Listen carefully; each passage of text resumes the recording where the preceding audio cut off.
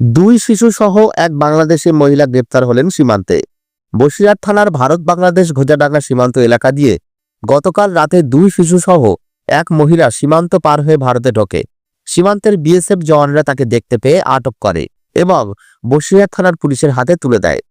মহিলাকে জিজ্ঞাসাবাদ করে কোনো নির্ভরযোগ্য তথ্যসূত্র পাওয়া যায়নি।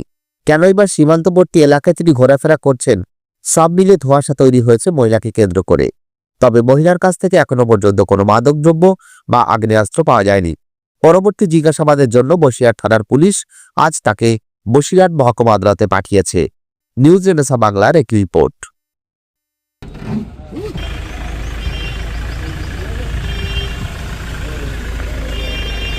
ভিডিও